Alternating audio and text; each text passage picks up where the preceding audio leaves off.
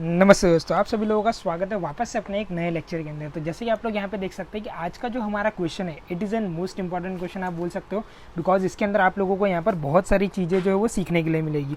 दूसरी चीज़ यहाँ पर आप लोगों को जो ध्यान में रखना है कि इस पूरे क्वेश्चन को जब कभी भी आप सॉल्व कर रहे हो तो आप लोगों को उसके अंदर जितनी भी चीज़ें वहाँ पर बताई जा रही है आपको उन सारी चीज़ों को नोट कर लेना है। बिकॉज क्या है कि ऐसे क्वेश्चंस कहीं कहीं आते, कभी कभी बार पूछे जाते हैं, हर बार ऐसे क्वेश्चंस पूछे जाते नहीं है। बट अगर इसमें से कोई भी एडजस्टमेंट ऐसी आ जाती है जो कोई और क्वेश्चन के अंदर मर्ज हो गई, तब उस टाइम पे आपको उस चीज़ का पता होना चाहिए। तो यहाँ पर जैसे कि आप लोग क्वेश्चन के अंदर देख सकते हैं कि ये जो है क्वेश्चन नंबर 18 है, जिसके अंदर यहाँ पर आप लोगों को पूरा क्वेश्चंस बता के रखा है, मतलब कि आपका पूरा क्वेश्चन दे के रखा गया है। ऊपर सारी आपकी लायबिलिटी है, देन आफ्टर उसके बाद आपकी सारी असेट्स दे के रखी है, and the most important thing हमारी सारी एडजस्टमेंट। अब असेट्स, लायबिलिटी, एडजस्टमेंट, इन सबसे पहले हमको वहाँ पे क्या करना है, हमारे जो भी अकाउंट्स होते हैं वो सारे प्रिपेयर करने रहते हैं। अकाउंट्स प्रिपेयर करने के दो तरीके मैंने आप लोगों को बताए थे। एक तो आप लोग एडजस्टमेंट सॉल्व करते जाओ साथ ही साथ सारे अकाउंट्स को बनाते जाओ। दूसरा, आप पहले सारी एडजस्टमेंट्स पढ़ लो और सारे अकाउंट्स को वहाँ पे नोट डाउन कर लो। तो दोनों मेथड जो है वो लोग आप यहाँ पे फॉलो कर सकते हो, जैसा आपको ठीक लगता है आप उसे सॉल्व कर सकते हो। अब यहाँ पर अभी जो हम लोग करने वाले हैं, हम लोग यहाँ पे क्या करने वाले हैं कि हमने अकाउंट्स ऑलरेडी पहले से प्रिपेयर करके रखे हुए हैं। कैसे प्रिपेयर करना है ये मैंने प्रीवियस लेक्चर्स के अंदर आप लोगों को ऑलरेडी बताया हुआ है। यहाँ पे जो आपको सबसे पहले एडजस्टमेंट देके रखी गई है वो आप लोगों को टैक्स की बताई गई है, दूसरी मशीन है, फिर इक्विटी शेयर है, फिर प्रेफरेंस शेयर है। It is an most important adjustment. Preference share की जो एडजस्टमेंट है ये बहुत ही ज़्यादा इंपॉर्टेंट एडजस्टमेंट होती है। फिर उसके बाद डिबेंचर की कुछ बात करी गई है। तो इस तरीके से यहाँ पर क्या है, डिफरेंट हम लोगों को क्या है, सारी एडजस्टमेंट्स हमको यहाँ पर देके रखी गई है। अब यहाँ पर एडजस्टमेंट के बेस पे से मैंने सारे के सारे अकाउंट्स जो है वो तो सारे यहाँ पर मैंने प्रिपेयर कर दिए। बट यहाँ पर अभी मैं क्या करूँगा, इन्हीं सारे अकाउंट्स के ओपनिंग और क्लोजिंग बैलेंस को सबसे पहले मैं लिखूंगा। तो सबसे पहला जो है वो मेरा है प्रोविजन फॉर टैक्स अकाउंट। अब यहाँ पर जो है मेरा प्रोविजन फॉर टैक्स अकाउंट है, इस अकाउंट के अंदर कोई भी चीज़ लिखने से पहले मेरे को क्या करना है, मेरे लायबिलिटी के अंदर चेक कर लेना है कि मेरा प्रोविजन फॉर टैक्स जो है वो मुझे कितना यहाँ पर देके रखा गया है। तो जैसे कि आप लोग यहाँ पे चेक कर सकते हैं कि करंट लायबिलिटी के अंदर आप लोगों को यहाँ पे लिख के दिया है प्रोविजन फॉर टैक्स। अब ये जो भी आपका प्रोविजन फॉर टैक्स आप लोगों को यहाँ पर दिया है, ओपनिंग और क्लोजिंग का आप लोगों को यहाँ पे ध्यान रखना है। आगे वाली जो वैल्यू है वो आपकी ओपनिंग की है, पीछे वाली वैल्यू जो है वो आपकी क्लोजिंग की है। ओपनिंग के अंदर 76,000 है, क्लोजिंग के अंदर 80,000 है। तो ओपनिंग के अंदर यहाँ पर मैं लिख दूंगा 76,000 और क्लोजिंग के अंदर यहाँ पर मैं लिख दूंगा इसको 80,000 रुपीज़। तो ये मेरा हो गया प्रोविजन फॉर टैक्स। फिर उसके बाद मेरा मशीनरी अकाउंट है, तो असेट्स के अंदर मुझे चेक कर लेना है मेरा मशीनरी अकाउंट। तो मेरा मशीनरी जो है वो मुझे यहाँ पर कितना देके रखा है, 84 ओपनिंग में है और 10,20,000 जो है वो क्लोजिंग में है। तो 8,40,000 जो है वो ओपनिंग में लिख दूंगा और क्लोजिंग के अंदर यहाँ पर मैं कितना लिख दूंगा, 10,20,000 रुपीज़ जो है वो मैं यहाँ पे क्या करूँगा, क्लोजिंग में लिख दूंगा। सेकेंड चीज़, उसके बाद यहाँ पर मुझे बताया गया था थर्ड, इक्विटी शेयर कैपिटल। अब इक्विटी शेयर कैपिटल यहाँ पर मुझे क्वेश्चन के अंदर लायबिलिटी में दिया होगा 12 लाख ओपनिंग है, 16 लाख क्लोजिंग है। तो यहाँ पर ओपनिंग में मैं कितना लिख दूंगा, 12 लाख रुपीज़ का जो है वो मेरे इक्विटी शेयर का ओपनिंग है और 16 लाख रुपीज़ का यहाँ पर क्या है, मेरा इक्विटी शेयर का यहाँ पे क्लोजिंग है। तो ये मेरा हो गया ओपनिंग क्लोजिंग इसका। अब इसके बाद नेक्स्ट जो है वो है मेरा सिक्योरिटी प्रीमियम। अब देखो सिक्योरिटी प्रीमियम जो है वो चीज़ भी मुझे लायबिलिटी में से ही लिखनी है। Security premium 20,000 and 60,000। तो वो चीज़ मैं यहाँ पे लिख दूंगा। सबसे पहले मेरा ओपनिंग के अंदर आ जाएगा मेरा यहाँ पर 20,000 और क्लोजिंग के अंदर यहाँ पर मेरा आ जाएगा 60,000 rupees security premium account. The most important चीज़ जो मैं आप लोगों को यहाँ पर बताने जा रहा हूँ, प्रेफरेंस शेयर की वर्किंग और प्रेफरेंस शेयर्स के सारे अकाउंट्स। अब देखो प्रेफरेंस शेयर यानी कि आप लोगों को क्वेश्चन के अंदर देके रखा गया होगा redeemable preference share. Redeemable preference share यहाँ पर कितने देके रखे, 8 लाख एंड 6 लाख रुपीज़। तो यहाँ पर मैं ओपनिंग के अंदर लिख दूंगा सबसे पहले तो मेरा 8 लाख और क्लोजिंग के अंदर यहाँ पर मैं कितना लिख दूंगा, मेरा 6 लाख रुपीज़। ये पहले तो मैंने लिख दिया ओपनिंग और क्लोजिंग। अब ध्यान रखना, इसके बाद प्रेफरेंस शेयर जब आपको बोला जाता है तब आपको 4 अकाउंट्स प्रिपेयर करने रहते हैं। सबसे पहला मेरा redemption of an preference share capital account, ये मेरा होगा अकाउंट नंबर 1। दूसरा मेरा होगा प्रेफरेंस शेयर होल्डर अकाउंट, मतलब कि जितने भी मेरे प्रेफरेंस शेयर होल्डर्स हैं उन लोगों का यहाँ पर एक लेजर बनेगा। तीसरा मेरा बनेगा यहाँ पर कि मैं जितना उन लोगों को प्रीमियम दे रहा हूँ उसका यहाँ पर अलग से एक अकाउंट बनेगा। और चौथा जो अकाउंट होता है वो मेरा होता है सिक्योरिटी प्रीमियम का अकाउंट, जो मैंने पहले से यहाँ पर बना के रख दिया है। तो इस तरीके से यहाँ पर क्या है, टोटल 4 अकाउंट्स को प्रिपेयर करना होता है आप लोगों को। ये 4 अकाउंट जब कभी प्रेफरेंस शेयर आता है तो आपको ये 4 अकाउंट्स को वहां पर क्या है, प्रिपेयर करना रहेगा। अब नेक्स्ट जो है उसके बाद यहाँ पर क्या है, मेरा डिबेंचर। तो डिबेंचर के अंदर भी यहाँ पर ओपनिंग और क्लोजिंग की चीज़ बताई जा गई होगी। तो डिबेंचर के अंदर यहाँ पर मैं देख सकता हूँ डिबेंचर कहाँ पे देके रखे गए हैं। तो यहाँ पर मुझे मेरे डिबेंचर जो है वो देके रखे 12% डिबेंचर 1 लाख एंड 50,000। तो ये दोनों चीज़ यहाँ पर लिख दूंगा मैं। डिबेंचर के अंदर ओपनिंग में मेरा आ जाएगा यहाँ पर 1 लाख और क्लोजिंग में मेरा यहाँ पर कितना आ जाएगा, 50,000 रुपीज़ के मेरे यहाँ पे डिबेंचर है। तो देखो यहाँ पर जब कभी भी आप ये सारी वर्किंग लिख रहे हो तो मेक श्योर करना है कि आपका पूरा कॉन्सेंट्रेशन जो है वो सम के अंदर होना चाहिए। क्यों मैं ऐसा कह रहा हूँ, बिकॉज कि यहाँ पर अगर एक छोटी सी गलती होगी तो आपका पूरा सम जो है वो पूरा का पूरा ट्विस्ट एंड टर्न हो जाएगा। अब यहाँ पे सबसे पहले फर्स्ट एडजस्टमेंट कौन सी देके रखी गई थी, तो यहाँ पे लिखा था income tax of ₹65,000 was paid. अब यहाँ पर इनकम टैक्स जो है वो मैंने क्या करा है, पे करा है। अब देखो प्रोविजन फॉर टैक्स के अंदर सिर्फ और सिर्फ 4 एंट्री होती है। अब यहाँ पर मैं क्या लिखूंगा, टू कैश अकाउंट, और यहाँ पर मैं क्या लिख दूंगा ब्रैकेट के अंदर पेड। अब इसी तरीके से सामने वाली साइड पे लिखूंगा by profit and loss account, और यहाँ पर मैं क्या लिख दूंगा प्रोविजन। इस तरीके से आप लोगों को क्या टोटल 4 एंट्री इस पूरे अकाउंट के अंदर करनी रहती है। अब यहाँ पर आप लोगों ने कितना टैक्स पे किया है, 65,000 रुपीज़ का आप लोगों ने यहाँ पर क्या टैक्स पे किया है। तो यहाँ पर मेरा आ जाएगा 65,000 रुपीज़, और इन्हीं जब अकाउंट्स का मैं टोटल करूँगा 65 + 80 करूँगा तो यहाँ पर मुझे मिल जाएगा 1,45,000 रुपीज़। और यही 1,45,000 रुपीज़ को अगर मैं क्रेडिट साइड पे लिख के माइनस करता हूँ तो मुझे यहाँ पर बैलेंस मिल जाएगा मेरा 69,000 रुपीज़ का। अब यहाँ पर टोटल मुझे इस अकाउंट में से मतलब प्रोविजन फॉर टैक्स में से मुझे 2 एंट्री करनी है, एक तो मेरे पेड की और एक मेरे प्रोविजन की। तो यहाँ पर पेड की एंट्री 65,000 है, तो यहाँ पर मैं आ जाऊँगा मेरे स्टेटमेंट के अंदर, और लास्ट में यहाँ पर मैंने लिखा हुआ है पेड, तो यहाँ पर मैं लिख दूंगा 65,000 रुपीज़ जो है वो मैंने पे किया है। और प्रोविज़न की अगर मैं यहाँ पर बात करता हूँ तो प्रोविज़न कितना है, 69,000 का प्रोविज़न है। तो यहाँ पर प्रॉफिट एंड लॉस अकाउंट के अंदर मैं लिख दूंगा प्रोविज़न फॉर टैक्स 69,000 रुपीज़ का मैंने यहाँ पर क्या है मेरा प्रोविज़न मैंने बना दिया है। अब इस तरीके से यहाँ पर जो भी आपने टैक्स पे किया है, जो भी आपने यहाँ पे प्रोविजन बनाया, वो दोनों की एंट्री आपने यहाँ पे लिख दी। अब उसके बाद नेक्स्ट एडजस्टमेंट मुझे क्या बोल के रखी थी यहाँ पे कि मशीनरी जो है वो कितने की है, 22,000 रुपये की है, और आगे बोला है कि उसको मैंने 3,000 के प्रॉफिट में मैंने उसको बेच दिया है। तो यहाँ पर सबसे पहले तो क्या लिखूंगा, मैं मेरा कॉस्ट लिखूंगा, फिर मेरा लिखूंगा मैं मेरा प्रॉफिट, देन आफ्टर उसके बाद क्या आ जाएगा मेरा यहाँ पर सेल्स। अब यहाँ पर कॉस्ट मतलब कि 22,000 का जो मेरा मशीन था, 3,000 प्रॉफिट के साथ मैं अगर उसको बेचूंगा, यानी कि मैंने उसको कितने में बेचा है, 25,000 रुपये मैंने बेचा है। कॉस्ट की एंट्री कहीं भी लेजर के अंदर होती नहीं है, प्रॉफिट और सेल्स की एंट्री आप लोगों को सिर्फ करनी है। प्रॉफिट अगर होता है आप लोगों को कभी भी कोई भी चीज़ बेचने से, तो उसकी एंट्री आप लोग लेजर के अंदर डेबिट साइड पे लिखोगे। यहाँ पर मैं लिखूंगा प्रॉफिट ऑन सेल। अब यहाँ पर कितने का प्रॉफिट हो रहा है, 3,000 रुपये का मुझे प्रॉफिट हो रहा है। या तो फिर आप यहाँ पे लिख सकते हो प्रॉफिट एंड लॉस अकाउंट भी आप लोग यहाँ पे लिख सकते हो। और सेल अगर मैं कर रहा हूँ तो यहाँ पर मेरा क्रेडिट साइड पर आ जाएगा बाय बैंक अकाउंट, और कितने का मैं सेल कर रहा हूँ यहाँ पर 25,000 रुपये का यहाँ पर मैं क्या कर रहा हूँ, सेल कर रहा हूँ। अब इन्हीं दोनों की एंट्री वापस से मुझे आगे मेरे स्टेटमेंट के अंदर करनी रहेगी। तो पहले मैं क्या करता हूँ, मेरे प्रॉफिट की एंट्री में कर देता हूँ। प्रॉफिट की एंट्री कितने की होगी, 3,000 रुपये की मेरे प्रॉफिट की एंट्री होगी। तो यहाँ पर स्टेटमेंट के अंदर प्रॉफिट एंड लॉस में यहाँ पर मैं लिखूंगा profit on sale of machinery. कितने की मशीनरी मैंने यहाँ पे सेल करी थी, 3,000 रुपये के प्रॉफिट में मैंने मशीनरी यहाँ पर सेल करी है। अब उसके बाद नेक्स्ट जो है वो यहाँ पर क्या आएगा मेरा मशीनरी। अब देखो इन्वेस्टिंग एक्टिविटी के अंदर यहाँ पर मैं क्या करूँगा, लिखूंगा सबसे पहला मेरा मशीनरी, और ब्रैकेट में मैं यहाँ पर क्या लिख दूंगा, सेल। अब कितने की मशीनरी मैंने यहाँ पर सेल करी है, 25,000 रुपीज़ की मैंने क्या यहाँ पर मशीनरी सेल करी है। अगर मशीन बेचूंगा तब मेरे को पैसा मिलेगा, तो उसकी वैल्यू में क्या करूँगा, प्लस में ही रख के रखूंगा। नेक्स्ट चीज़ आगे मुझे यहाँ पर क्या बोली गई थी कि भाई मशीनरी जो है वो मैंने खरीदी भी है। मैंने कितने की मशीनरी खरीदी है, तो यहाँ पर मैंने 2,30,000 रुपये की जो है वो मैंने मशीनरी खरीदी है। तो यहाँ पर अगर मैं कोई भी चीज़ को परचेज करता हूँ, जैसे कि सेल की वैल्यू अगर मैं यहाँ पर क्रेडिट कर रहा हूँ, तो परचेज की वैल्यू को मुझे क्या करना पड़ेगा, यहाँ पर डेबिट करना पड़ेगा। तो यहाँ पर मैं क्या लिख दूंगा, टू कैश अकाउंट। अब यहाँ पे ध्यान रखना, ये कैश अकाउंट किस चीज़ को लेकर है, ये परचेज ऑफ मशीनरी को लेकर है। 2,30,000 रुपये की जो है वो मशीनरी मैंने क्या करे यहाँ पर खरीदी है। अब यहाँ पर ये जो 2,30,000 की मशीनरी खरीदी है, इसकी दूसरी एंट्री में क्या करूँगा, यहाँ पे स्टेटमेंट में लिखूंगा। तो यहाँ पर मैं क्या करूँगा, वापस से लिखूंगा मशीनरी, बट ब्रैकेट में मैं क्या लिख दूंगा यहाँ पर परचेज। अब परचेज करूंगा तो उसकी वैल्यू क्या हो जाएगी, यहाँ पर सीधी सी बात है, उसकी वैल्यू क्या आ जाएगी, मेरी माइनस के अंदर आ जाएगी। क्यों माइनस के अंदर आएगी, बिकॉज यहाँ पर आप लोगों को ध्यान रखना है, जब कभी भी आप मशीन खरीदते हो या बेचते हो तो दोनों के अंदर कुछ ट्रांजेक्शन्स होते हैं। अब अगर मैं बेचूंगा तो मेरे पास पैसा आएगा, तो उस फॉर्मेट में आप लोगों को यहाँ पे सोचना है कि जब कभी भी आपके पास पैसा आता है तो आपको उसे प्लस में लिखना है, और जब कभी आपके पास पैसा जा रहा है तो आपको उसे क्या करना है, माइनस के अंदर लिख देना है। तो मैंने यहाँ पर प्लस और माइनस उस फॉर्मेट में मैंने लिखा है। नेक्स्ट जो है वो चीज़ मुझे आगे एडजस्टमेंट के अंदर क्या कही गई है कि भाई इक्विटी शेयर इशू करें मैंने 15% प्रीमियम के साथ।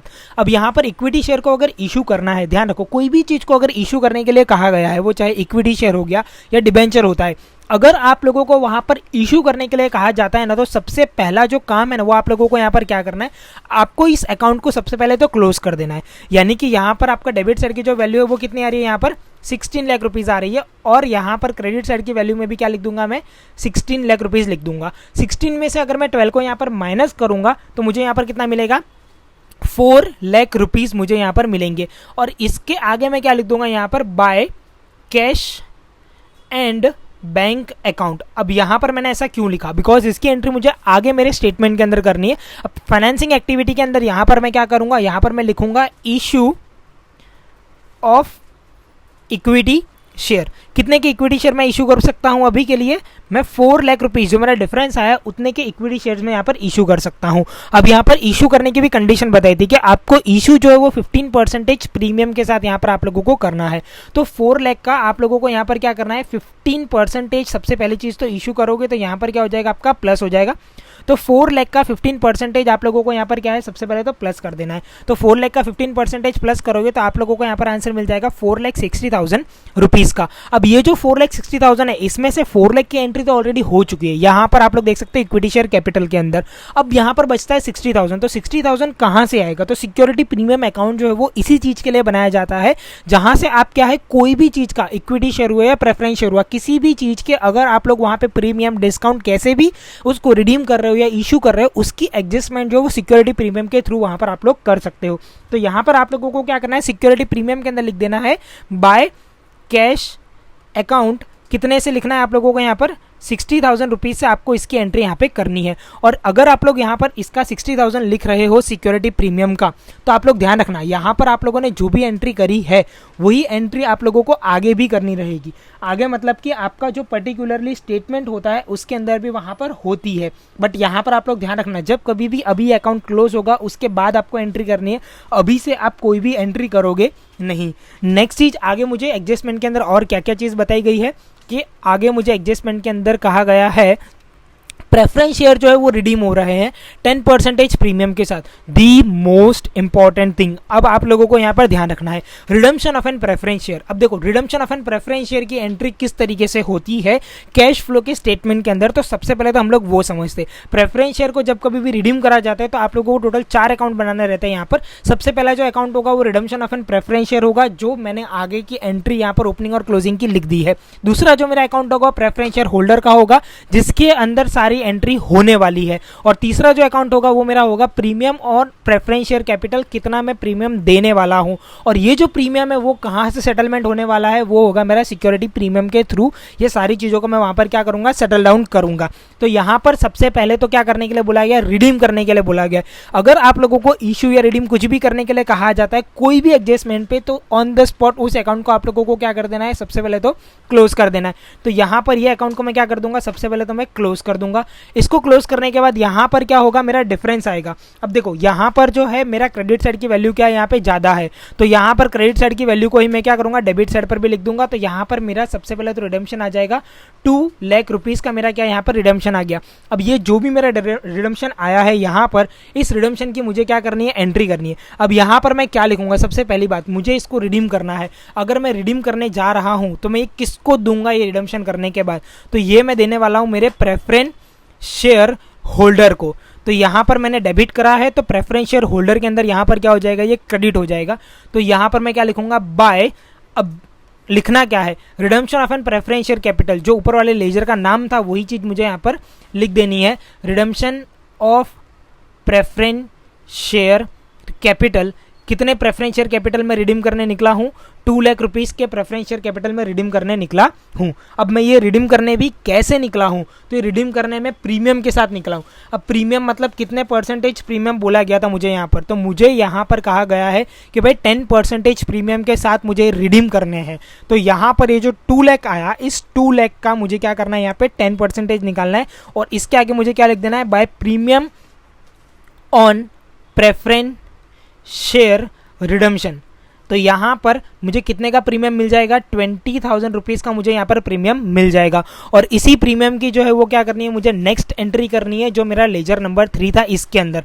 तो यहां पर वहां पे वो क्रेडिट हुआ था, तो यहां पर ये क्या हो जाएगा, डेबिट हो जाएगा। तो यहां पर डेबिट साइड पर मैं क्या लिख दूंगा, सबसे पहले तो 2 प्रेफरेंस शेयर होल्डर अकाउंट, और कितना आ जाएगा यहाँ पर 20,000 रुपीज़ आ जाएगा। और इसी समय पे ऑन दी स्पॉट इस पर्टिकुलर अकाउंट को क्या करना है, यहाँ पर क्लोज कर देना है 20,000 रुपीज़ के साथ। और यहाँ पर भी मैं क्या लिख दूंगा 20,000 रुपीज़, और ये जो भी मेरा बैलेंस आएगा क्रेडिट साइड पर, इसके आगे मैं क्या लिखूंगा यहाँ पर बाय सिक्योरिटी प्रीमियम अकाउंट। और यहाँ पर ये क्या हुआ है, क्रेडिट हुआ है। यहाँ पर अगर ये क्रेडिट हुआ है तो सिक्योरिटी प्रीमियम के अंदर यहाँ पर ये क्या हो जाएगा, डेबिट हो जाएगा। तो यहाँ पर मैं क्या लिखूंगा, to premium on redemption of preference share. कितने से होगा यहाँ पर, तो यहाँ पर 20,000 रुपीज़ की जो एंट्री थी वो चीज़ यहाँ पर मेरे को लिखनी है। अब मेरा जो अकाउंट बाकी रह जाते हैं रिडम्पशन वाले, प्रीमियम ऑन प्रेफरेंस शेयर या प्रेफरेंस शेयर होल्डर्स अकाउंट, या जो भी मेरे प्रेफरेंस शेयर के अकाउंट्स बाकी रह जाते हैं, उन सबको मेरे को क्या करना है, यहाँ पर क्लोज कर देना है। तो अगर मैं इसका टोटल करूंगा तो यहाँ पर मुझे कितना मिलेगा, 2,20,000 रुपीज़ मुझे इसका यहाँ पर मिलेगा। यही 2,20,000 को मैं क्या करूंगा, डेबिट साइड पे लिखूंगा, और डेबिट साइड पे यहाँ पर क्या हो जाएगा, बैलेंस आ जाएगा 2,20,000 रुपीज़ से। तो इस 2,20,000 के आगे मैं क्या लिखूंगा, यहाँ पर टू कैश अकाउंट, या तो फिर आप बोल सकते हो bank account, cash and bank account आ जाएगा यहाँ पर 2,20,000 रुपीज़ से। और इसी की एंट्री, ये 2,20,000 है, इसी की एंट्री मुझे क्या करनी है, मेरे आगे स्टेटमेंट के अंदर मुझे इसको पुट डाउन करना है। अब यहाँ पर मैं क्या लिखूंगा, सबसे पहले तो मैं सीधा सा लिख दूंगा रिडम्पशन ऑफ प्रेफरेंस शेयर। कितने से प्रेफरेंस शेयर को मैं रिडीम करने जा रहा हूँ, तो यहाँ पर आ जाएगा 2,20,000 रुपीज़ के प्रेफरेंस शेयर को जो है वो मैं रिडीम करने जा रहा हूँ। तो इस तरीके से यहाँ पर क्या है, जब कभी भी आपको प्रेफरेंस शेयर की एंट्री कही जाती है तो आपको इस पर्टिकुलरली इस तरीके से पूरी प्रेफरेंस शेयर की एंट्री को क्या है, आप लोगों को फॉलो करना रहेगा और उसको यहाँ पे सॉल्व करना है। अब जब कभी भी आप कोई भी प्रेफरेंस शेयर को रिडीम कर रहे हो, रिडीम मतलब कि आप लोग पैसा दे रहे हो, तो वो चीज़ क्या हो जाएगी, आपके कैश फ्लो स्टेटमेंट में से माइनस हो जाएगी। तो यहाँ पर मैंने इसको क्या कर दिया, माइनस कर दिया है। नेक्स्ट आगे बोला है मुझे कि डिबेंचर को भी मुझे रिडीम करना है 10% प्रीमियम के साथ। तो यहाँ पर डिबेंचर को भी क्या करूंगा, मैं रिडीम करूंगा। अब देखो, कभी भी आपको कभी भी रिडम्पशन कहा जाता है तो मैंने आपको अभी बताया था कि आप लोगों को क्या करना है, सबसे पहले तो टोटल कर देना है। तो टोटल आप चेक करो कौन सी शेयर का टोटल जो है वो ज़्यादा आ रहा है यहाँ पे।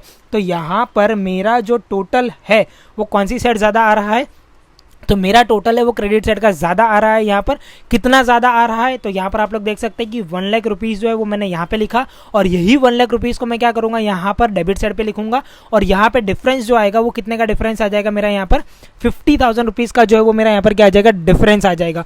अब यहाँ पर उन लोगों ने कहा था कि इसको 10% प्रीमियम के साथ इसको रिडीम करना है। अगर मेरे को रिडीम करने के लिए कहा गया तो यहाँ पे सबसे पहले तो मैं ऊपर लिख दूंगा टू कैश, या तो फिर आप बोल सकते हो बैंक अकाउंट। अब यहाँ पर कैश एंड बैंक के अंदर भी इसको क्या करूंगा, मैं यहाँ पर 10% इसके अंदर प्लस कर दूंगा। अब यहाँ पर प्लस करूंगा तो इसका आंसर कितना आ जाएगा, यहाँ पर 55,000 रुपीज़ आ जाएगा। अब देखो, अब वापस से अगर आप इसका टोटल करोगे यहाँ पर तो इसका टोटल कितना आ जाएगा, 1,05,000 रुपीज़ आ जाएगा। क्यों, बिकॉज कि इस साइड का बैलेंस जो है वो ज़्यादा हो चुका है इसीलिए। तो यहाँ पर भी वापस से मैं क्या करूँगा, 1,05,000 लिख दूंगा। और ये जो 5,000 का जो डिफरेंस आएगा, इस 5,000 की एंट्री मुझे क्या करनी है, by profit and loss account के अंदर मुझे इस एंट्री को ले जाना पड़ेगा। तो ध्यान रखो, आप लोगों को यहाँ पे छोटी छोटी चीज़ों का ध्यान रखना है अकाउंट्स के अंदर। जब कभी भी ये कोई भी चीज़ सॉल्व होती है तो कभी भी कंफ्यूज होना नहीं है कि एंट्रीज कहाँ पर होगी, कैसे होगी, बट आप लोगों को यहाँ पे सिर्फ और सिर्फ ध्यान रखना है कि चीज़ें किस तरीके से यहाँ पर वर्कआउट हो रही है। अब यहाँ पर डिबेंचर की एंट्री के अंदर सबसे पहले तो ये वाली एंट्री मुझे पुट डाउन करनी पड़ेगी मेरे स्टेटमेंट के अंदर 55,000 रुपीज़ की। तो स्टेटमेंट के अंदर यहाँ पर मैं क्या लिखूंगा, मैंने क्या करे, डिबेंचर को भी रिडम्पशन ऑफ, यहाँ पर क्या आ जाएगा मेरा डिबेंचर, और डिबेंचर मैंने कितने से रिडीम करा है, यहाँ पर 55,000 रुपीज़ से मैंने इसको रिडीम करा है। तो यहाँ पर ये भी माइनस में आ जाएगा 55,000 रुपीज़। और वहाँ पे एक और चीज़ लिखी गई थी, मैंने क्रेडिट साइड पर एक और चीज़ मैंने लिखी थी, यहाँ पर क्या लिखा था, प्रॉफिट एंड लॉस अकाउंट। अब ये जो मेरा प्रॉफिट एंड लॉस अकाउंट है, अब ये प्रॉफिट एंड लॉस अकाउंट की एंट्री मेरे प्रॉफिट एंड लॉस अकाउंट में ही मैं लिखूंगा। तो यहाँ पर मैं क्या लिखूंगा, जो भी मैंने डिबेंचर को इशू करा है उसका जो भी ये प्रीमियम था वो यहाँ पर आ जाएगा मेरा premium on redemption of debenture. कितने का प्रीमियम आ जाएगा, यहाँ पर 5,000 रुपीज़ का जो है वो मेरा प्रीमियम यहाँ पे आ जाएगा। सो इस तरीके से यहाँ पर क्या है, सारे जितनी भी एडजस्टमेंट थी वो सारी एडजस्टमेंट होती है फिनिश। अब बारी आती है यहाँ पे से सारी चीज़ों को सॉल्व करने की, ऊपर से मतलब कि मेरे को मेरे क्वेश्चन को सॉल्व करना है। तो यहाँ पर इक्विटी शेयर हो चुका है, प्रेफरेंस शेयर हो चुका है, प्रॉफिट एंड लॉस के अंदर ओपनिंग से क्लोजिंग के अंदर आप लोग देख सकते हैं यहाँ पे 3,70,000 था, 3,04,000 हो गया, यानी कि यहाँ पर प्रॉफिट एंड लॉस का बैलेंस जो है वो डिक्रीज हुआ है। कितने से डिक्रीज हुआ है यहाँ पर, तो 66,000 रुपीज से वो क्या हो चुका है, यहाँ पे डिक्रीज हो चुका है। तो मैंने यहाँ पर माइनस में लिख दी 66,000 की वैल्यू। फिर उसके बाद नेक्स्ट जो है वो मेरा कौन सा है, अदर रिजर्व। अदर रिजर्व 1,04,000 का था, 1,90,000 का हो गया, यानी कि यहाँ पे रिजर्व जो है वो इंक्रीज हुआ है। तो यहाँ पर मैं सबसे पहले लिख दूंगा मेरा अदर रिजर्व, और अदर रिजर्व यहाँ पर क्या हुआ, मेरा इंक्रीज हुआ है। कितने से इंक्रीज हुआ है यहाँ पे, तो 86,000 रुपीज से वो क्या यहाँ पर इंक्रीज हुआ है। उन दोनों का जो डिफरेंस आएगा ना वो 86,000 रुपीज आएगा। अब नेक्स्ट जो है वो मेरा क्या है यहाँ पर, सिक्योरिटी प्रीमियम, इसकी एंट्री ऑलरेडी हो चुकी है, डिबेंचर ऑलरेडी सॉल्व हो चुका है।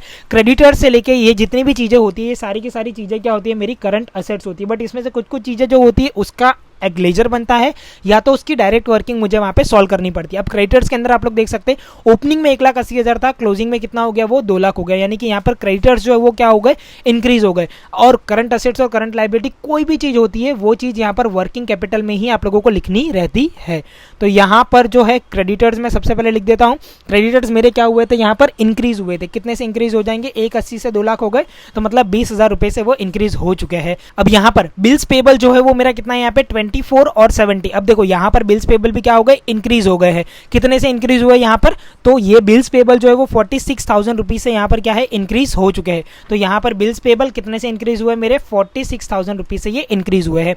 नेक्स्ट जो है वो मुझे क्या देके रखा है वहां पे, बैंक ओवरड्राफ्ट। अब देखो बैंक ओवरड्राफ्ट जो है वो कितना है, पहले 0 था, फिर कितना हो गया, 18,000 हो गया। तो ये जो भी मेरा बैंक ओवरड्राफ्ट है उसको मैं क्या करूंगा, यहाँ पे लास्ट में लिखूंगा, यानी कि यहाँ पर ये क्लोजिंग का देके रखा गया है मुझे। बैंक और कैश की कोई भी एंट्री होगी वो यहाँ पर आ जाएगी। तो यहाँ पर मैं लास्ट में मैं अभी लिख के रख देता हूँ, क्लोजिंग के अंदर 18,000 जो है वो मेरा बैंक ओवरड्राफ्ट है।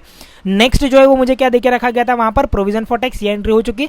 प्रपोज्ड डिविडेंड, दी मोस्ट इंपॉर्टेंट एंट्री वापस से यहाँ पे। अब प्रपोज्ड डिविडेंड जब कभी भी आपको क्वेश्चन के अंदर कहा जाता है तो इसकी एंट्री आप लोगों को किस तरीके से सॉल्व करनी है वो चीज भी आप लोग यहाँ पे देख लीजिएगा। प्रपोज्ड डिविडेंड के अंदर ओपनिंग और क्लोजिंग यहाँ पर आप लोगों को 2 चीज बताई गई है।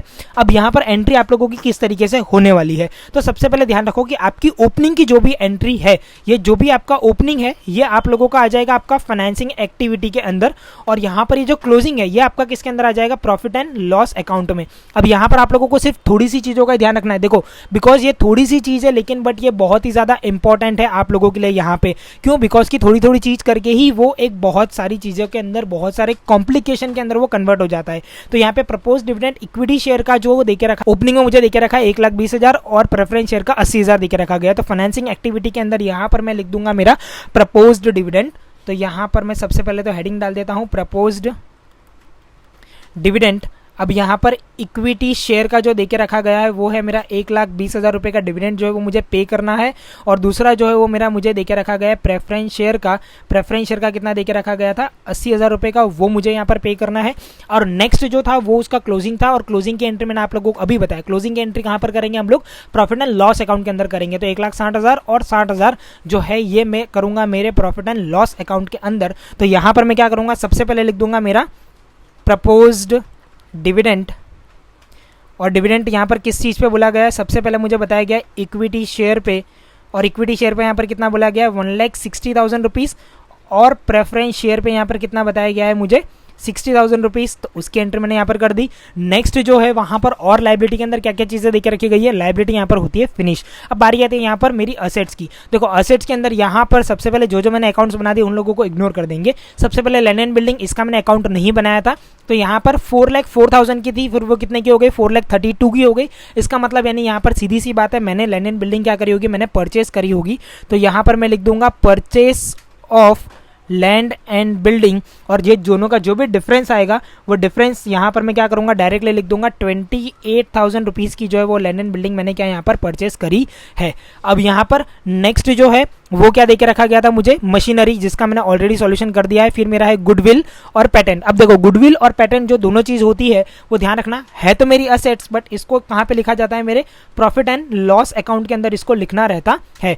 तो गुडविल जो है वो 50 से 40 हो गई, यानी कि वो डिक्रीज हुई है यहाँ पे। तो गुडविल के अंदर यहाँ पर मैं क्या लिखूंगा, रिटर्न ऑफ गुडविल और गुडविल कितनी रिटर्न ऑफ हुई है यहाँ पे, तो 10,000 रुपीज़ से गुडविल जो है वो क्या हो चुकी है, रिटर्न ऑफ हो चुकी है, मतलब डिक्रीज हो चुकी है। और नेक्स्ट जो है वो क्या है मेरा यहाँ पे पेटेंट है। पेटेंट यहाँ पर कितना है 60 और 48, यानी कि पेटेंट भी यहाँ पर क्या हो रहा है, डिक्रीज हो रहा है। तो ये वैल्यू भी यहाँ पर क्या रहेगी, प्लस में ही रहेगी, रिटर्न ऑफ पेटेंट। और पेटेंट यहाँ पर कितने से रिटर्न ऑफ हो रहे हैं, यहाँ पर पेटेंट जो है वो 12,000 रुपीज़ से क्या हो जाएंगे, रिटर्न ऑफ हो जाएंगे। अब आगे जो चीज़ मुझे बताई गई है, आगे मुझे क्या बताया गया है, इन्वेस्टमेंट। अब देखो investment it is an most important thing. Investment भी यहाँ पर क्या बताया गया है, ओपनिंग में कितना था 8,02,000 का, क्लोजिंग में कितना है 8,02,000 का, यहाँ पर कोई भी डिफरेंस नहीं है। तो यहाँ पर अगर आप लिखोगे तो भी चलेगा, नहीं लिखोगे तो भी यहाँ पर आप लोगों का कोई दिक्कत नहीं है, बिकॉज इन्वेस्टमेंट जो थे वो यहाँ पर कितने के बताए गए हैं, यहाँ पर कुछ भी इन्वेस्टमेंट के अंदर कोई चीज़ बताई गई नहीं है। अब आगे की यहाँ पे चीज, अब आगे मुझे यहाँ पर क्या बताया गया है, मेरी करंट असेट्स। अब देखो करंट असेट्स के अंदर सबसे पहले तो मेरा स्टॉक। अब स्टॉक यहाँ पर 5,70,000 का था, हो कितने का गया 6,74,000 रुपीज़ का, यानी कि यहाँ पर मेरा स्टॉक जो है वो मेरा बढ़ चुका है। तो यहाँ पर मैं क्या करूँगा, सबसे पहले तो मेरे करंट असेट्स के अंदर यहाँ पर मैं लिख दूंगा स्टॉक, और स्टॉक का जो भी डिफरेंस आएगा, डिफरेंस कितने का आएगा, यहाँ पर 1,04,000 रुपीज़ का यहाँ पर क्या है मेरा डिफरेंस आ जाएगा। अब यहाँ पर ये जो डिफरेंस है वो किसके अंदर आ जाएगा, माइनस के अंदर आएगा। क्यों, बिकॉज की उसकी वैल्यू जो है वो वहाँ पर क्या हो रही है, इंक्रीज हो रही है, इसीलिए। अब यहाँ पर ध्यान रखना, ये सारी चीज़ें जो है मैंने आप लोगों को ऑलरेडी पहले लेक्चर्स के अंदर बता दी गई है, तो आपको वो चीजों को फॉलो करना है। डेटर्स जो है वो कितना देके रखा है, 2,60,000 का डेटर्स देके रखा है, और हो कितना गया 2,92,000 का हो गया, यानी कि यहाँ पर डेटर्स भी क्या है, बढ़ चुके हैं। तो डेटर्स के अंदर यहाँ पर मैं करंट असेट्स के अंदर सबसे पहले मैं क्या लिख दूंगा, मेरे डेटर्स यहाँ पर लिख दूंगा मैं। डेटर्स कितने से बढ़े हैं मेरे यहाँ पे 32,000 रुपीज से जो है वो मेरे डेटर्स क्या यहाँ पर बढ़ चुके हैं। और डेटर्स के बाद नेक्स्ट मुझे आगे क्या देके रखा गया है क्वेश्चन के अंदर, तो नेक्स्ट मुझे देके रखा गया है मेरा प्रीपेड एक्सपेंसेस। अब प्रीपेड एक्सपेंसेस यहाँ पर 8,000 से 10,000 हो गए, यानी कि ये भी बढ़ गए हैं मेरे प्रीपेड एक्सपेंसेस। तो यहाँ पर मैं क्या करूँगा, लिखूंगा सबसे पहले तो मेरा प्रीपेड एक्सपेंसेस कितने से बढ़े, यहाँ पे 2,000 रुपये से मेरे प्रीपेड एक्सपेंसेस जो है वो यहाँ पे बढ़ चुके हैं। नेक्स्ट जो है वो क्या है मेरा यहाँ पर कैश बैलेंस देके रखा गया है मुझे। अब देखो कैश बैलेंस जो देके रखा गया, ओपनिंग में 20,000 दिया है, क्लोजिंग में 4,000 दिया है। अब यहाँ पर ओपनिंग में मेरा कैश बैलेंस जो है वो कितना देके रखा गया है मुझे, यहाँ पर 20,000 रुपये का जो है वो मेरा ओपनिंग बैलेंस देके रखा गया है, और क्लोजिंग के अंदर यहाँ पर मुझे कितना दिया है, मेरा 4,000 रुपये का जो है वो मेरा क्लोजिंग बैलेंस दिया गया है। अब ध्यान रखना, कैश में से बैंक का जो ये बैलेंस था उसको मैं क्या कर दूंगा, यहाँ पर माइनस कर दूंगा। तो मेरा यहाँ पर आंसर क्या आएगा, -14,000 रुपीज़ आएगा, यानी कि मुझे ध्यान रखना मेरा जो फाइनल आंसर आने वाला है वो माइनस में आएगा कुछ इस तरीके से। और उसके बाद नेक्स्ट मुझे क्या देके रखा गया, बिल्स रिसीवेबल 60 से 70 हो गया, यानी कि यहाँ पर बिल्स रिसीवेबल भी क्या है वो इंक्रीज हो चुका है। तो यहाँ पर मैं क्या करूँगा, बिल्स रिसीवेबल जो है वो मेरे बिल्स रिसीवेबल जो है वो कितने से इंक्रीज हुए हैं मेरे यहाँ पे 10,000 से इंक्रीज हुए, इसको भी मैं क्या करूंगा यहाँ पर माइनस में लिख दूंगा। अब उसके बाद नेक्स्ट जो है वो क्या करना है, मुझे सारी मेरी एक्टिविटीज आप बोल सकते हो, ऑपरेटिंग हो गया, इन्वेस्टिंग हो गया, फाइनेंसिंग हो गया, इन सभी का मुझे क्या करना है यहाँ पे टोटल करना है। तो इस पूरी वैल्यू का अगर यहाँ पर मैं टोटल करता हूँ तो मुझे यहाँ पर इसका लास्ट में जो आंसर है वो कितना मिलने वाला है, 2,14,000 रुपीज़ जो है वो मेरा यहाँ पर आ जाएगा। मेरा फर्स्ट एक्टिविटी का आंसर 2,14,000 रुपीज़ जो है वो मैंने यहाँ पर भी लिख दिया। नेक्स्ट जो है वो मेरी है एक्टिविटी, मतलब कि इन्वेस्टिंग एक्टिविटी है। और अगर मैं यहाँ पर इन्वेस्टिंग एक्टिविटी का अगर मैं यहाँ पे टोटल करता हूँ तो इसका टोटल कितना आ जाएगा, यहाँ पर 2,33,000 रुपीज़ का इसका यहाँ पर क्या आ जाएगा, टोटल आएगा। बट ये आंसर जो है वो माइनस में आने वाला है, तो यहाँ पर नीचे भी मैं क्या करूँगा, माइनस में लिख दूंगा, -2,33,000 रुपीज़ का। अब यहाँ पर मेरी जो लास्ट एक्टिविटी बचती है फाइनेंसिंग एक्टिविटी, फाइनेंसिंग एक्टिविटी का आंसर भी यहाँ पर माइनस में आ जाएगा मेरा 15,000 रुपये। और यही 15,000 को मैं यहाँ पर क्या करूँगा, वापस से माइनस में लिख दूंगा 15,000 रुपये। अब जब मैं इन सभी का टोटल करूँगा तो मुझे यहाँ पर आंसर कितना मिलने वाला है, इसका मुझे आंसर मिलेगा यहाँ पर -34,000 रुपीज़। और -34,000 प्लस यहाँ पर 20,000 करूंगा तो मेरा यहाँ पर फाइनल आंसर मुझे मिल जाएगा 14,000 रुपीज़। सो इस तरीके से यहाँ पर ये जो हमारा क्वेश्चन नंबर 18 था स्नेहल वाला, वो होता है यहाँ पे फिनिश। सो मिलते हैं अपने नेक्स्ट लेक्चर में, तब तक के लिए bye and thank you so much.